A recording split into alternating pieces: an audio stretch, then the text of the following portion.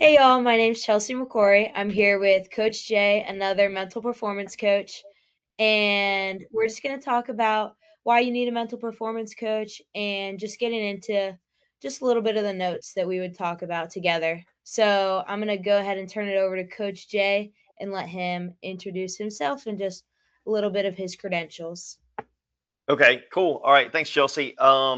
So I've been involved in the whole sports industry probably for about 15 years. So I started out, back in the day. I I had I graduated from the University of South Carolina, and then I worked in the professional field for many years. And there was a certain point where I was like, I'm gonna break away from this and I'm gonna work in sports, and this is what I'm gonna do. And so I went and got a life coaching certificate up at Regents University. It's about a year-long program, and then one of the things they asked you to do was come up with a goal of something that you want to do over the next year. And so my goal was to be on the field for an SEC football game. So as I started to look into that whole thing, basically it came down to you either got to be a journalist, you got to be a donor, or you got to be a player or a coach. And so next thing you know, I created a website, an SEC website. I started getting some pretty good traction on it. I applied for SEC credentials. I got them. I started going to games, sitting next to ESPN guys. Then I got on a couple of radio shows, one that's in Clemson, and I did a weekly show for like 5 years, just talking about SEC sports. Also did one in Columbia, South Carolina. I was pretty good at predicting outcomes of football games. So I was on those two shows on a weekly basis, which was pretty cool. And then as time went on, I just got into recruiting on a bigger scale. I started working at a gym, helped a lot of guys with recruiting, mostly college football recruiting. And then, moved down to Florida. And once I moved down to Florida, I really got more into the whole mental performance piece because I realized that the recruiting piece it's a little bit rigged. And, a lot of these players, I don't really, I just, there was a certain point where the work is really needs to be done by the player himself and not the marketing aspects. And so I moved over to the whole mental performance counseling, and I just started working with athletes. And to date, I've worked with over 1,200 athletes. And so I've gone to games by myself on Friday nights. I've gone to hundreds and hundreds of college football games with people, with athletes over the years. Lots of baseball games in there. And I just started developing relationships with players. They started getting better, and then they started referring me their friends and also their teammates. And so I've been doing this piece of it for about 10 years. So I kind of came into it. There was no clear path on how I was going to get to where I am right now, but I basically just kept getting promoted up the chain. And so right now, I think my biggest piece is I just have a lot of knowledge about how the system works, from recruiting to the athletic component to mindset, and just how winners think. And so, I've just studied this stuff so much and just worked with athletes that when you spend that much time, you figure out a lot of stuff. Yeah, no, definitely. So it sounds like you've been acclimated into like a lot of different sports and sections of sports. Do you work with all different kinds of sports and athletes and all different kinds of levels as well? Pretty much. So, my biggest group of athletes is mostly baseball players, and I think that's because baseball is the hardest sport. But I work with a decent amount of quarterbacks, college and high school. I got a lot of golfers. I got some basketball guys in there. But I'm kind of the big four: football, baseball, basketball, and then I pick up golf too. But I mean, I have tennis clients. I've had I've had gymnastics people over the years. I've had different people where I didn't really know that much about the sport, but I understood the mental part. And so I was able to help the person do better in their sport by working on habits, better preparation, stronger mindset stuff. So, but I've done it all over the years, and now I really just kind of try to work with the clients that I think that I would enjoy working with. Right. So So I don't take on rebels anymore. I don't take on kids that don't want to work. They don't want to work with me. Like, I just don't even take them on. I've learned over the past they're not going to be a good client. They're not going to be helpful, and I'm not going to spend my time working with somebody like that. I'm already got a full book of business. I just want to help people that want to get better. yeah. So I'm gonna give you a scenario just to kind of help people understand more of what we do. So say um I'm a mom and I come to you and I tell you that my son, he's been playing football for like 5 years or so. In the past year and a half, he just hasn't really excelled at all. And, they hired specialists and we've had people coming in, like we've sent him to these expensive camps and we've done, the best of the best. And he's a great athlete, but in the past year or so, he just hasn't been doing what he was before and he's just kind of stuck in a rut. Would that be something where if we came to you, it would be a benefit for my son and you think that he would start excelling after that? For sure. So basically, the all the training and all those things, those are all good things, and those will help him to be better. But if he doesn't have the mental part right, it doesn't matter where you send him. He can go to the Manning camp, he can go to the best of the best. It doesn't matter if he doesn't have it right mentally, if his preparation is not right, if he has bad habits, if he spends too much time on his phone, to sleep habits are bad, gaming habits are bad. It's not. He's not going to do perform well. Now, that being said, there are guys playing on top ACC and SEC teams that are spending right now as we're talking. They're playing video games.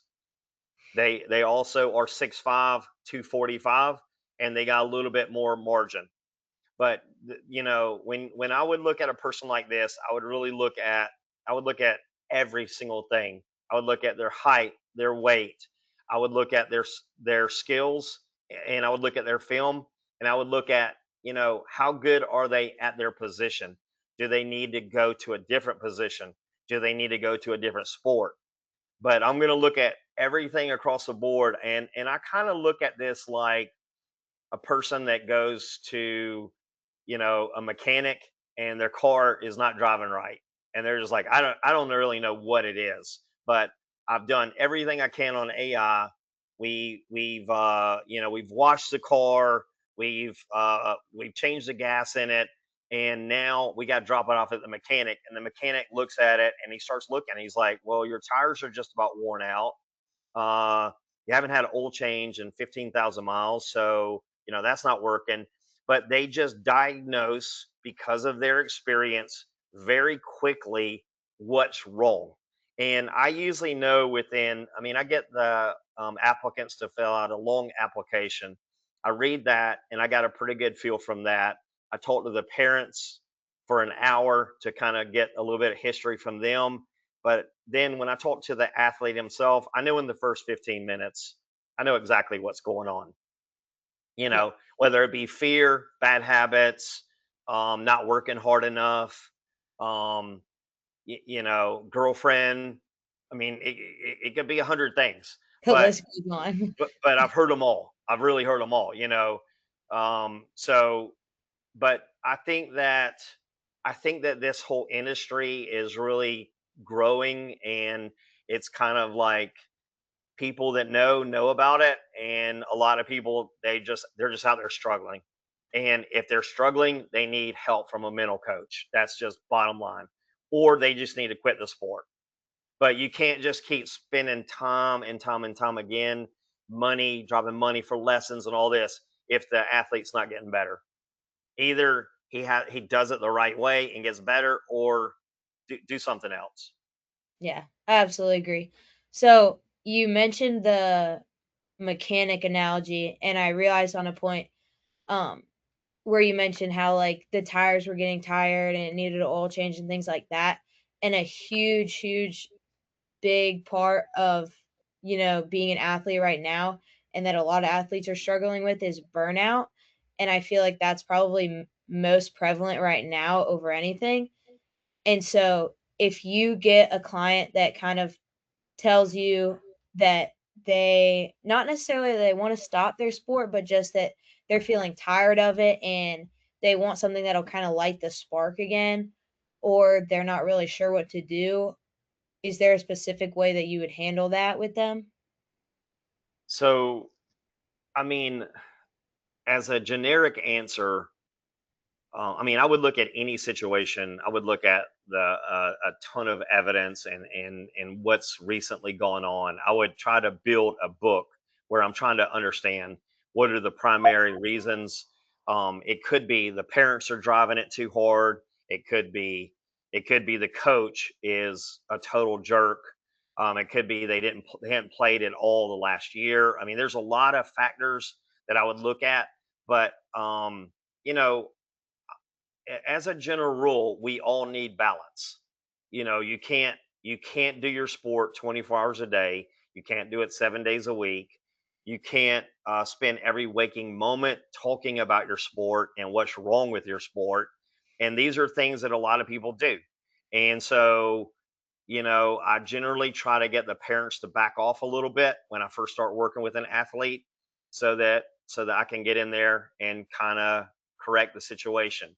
But when you are struggling and you come home from another struggle practice, and the first thing that your parents say was, "How was practice today? Did you do well?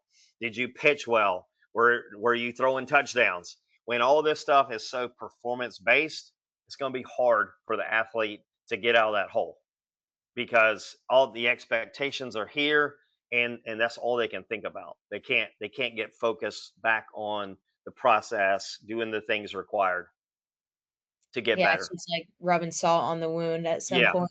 and there's a lot of that going on because in the parents' defense, they are sponsoring their son or daughter. They're spending a lot of money, you know, sometimes a couple $1,000s a month they're spending on their stuff. They're counting on getting that money back when they go to college through scholarships and maybe even NIL money. But a lot of the times, many times, the parents are the culprit.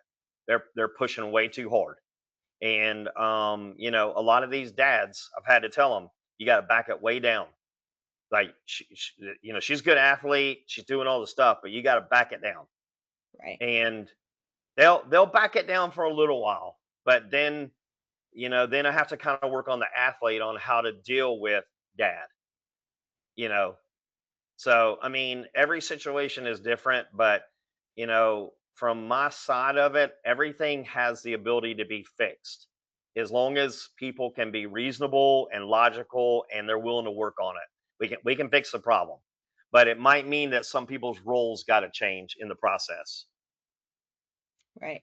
And it's not just the athlete too, there's outside factors. And with that, it's not just what's at practice, right? Like, cause I know some people think, mental performance, they think of, well, I'm an athlete, so everything has to do with my sport. But what you're kind of saying is that there's outside things that can affect inside your sport as well, right? For sure. The coach, the fans, there's always a lot of noise and distractions. So, and you got to be able to manage all that stuff. And some people can manage it better than others, and some people they just have to understand what the situation is. We have to talk through it. But sports is a bigger piece of our society right now than it's ever been. There's more money flowing toward it. There's more people participating. It's also more expensive. It's most sports are year round now. Used to be you'd have a season in the fall or the spring. They used to actually call it fall sports and spring sports. I mean, if you look at most high school things, they'll talk about fall sports. But now baseball is year round. Football is pretty much year round. Like this stuff is, I mean, I got guys that were at practice this morning at 5:30. We're 3 days away from 4th of July, and they're at practice. Yeah, And these coaches have figured out ways to get around the rules of their state. absolutely. About how much time they can spend practicing. But kids are very serious about it. They see what's on TV and they want a piece of that. Yeah. And, doing it 24/7, it's not easy to take all that in by yourself. So I think it's awesome, um, that you're doing that. And if someone were to like need this kind of support or this kind of help, which, a lot of people out there do, how would they be able to kind of get with you and be able for you to help them? Sure. So I've got a web page listed as sportsintervention.com. There is a contact piece on there where you can hit me up on there. I'm listed on X as College Scout FB. I'm also listed on Psychology Today as Coach J Pontevedra. So you can Google that, Coach J Pontevedra, and it'll show up on Psychology Today. So yeah, and I mean, I'm doing this pretty much 6 days a week right now in the summer because it's a little bit better in the summer. But during the typical year, I'm going 7 days a week. A lot of college students, I'm working with them on the weekends, and that's the only time we can get in. So, it's hard work, but it's rewarding when people are getting better and they're doing better in their sport. So, at the end of the day, I just want athletes to enjoy their sport and to enjoy this journey.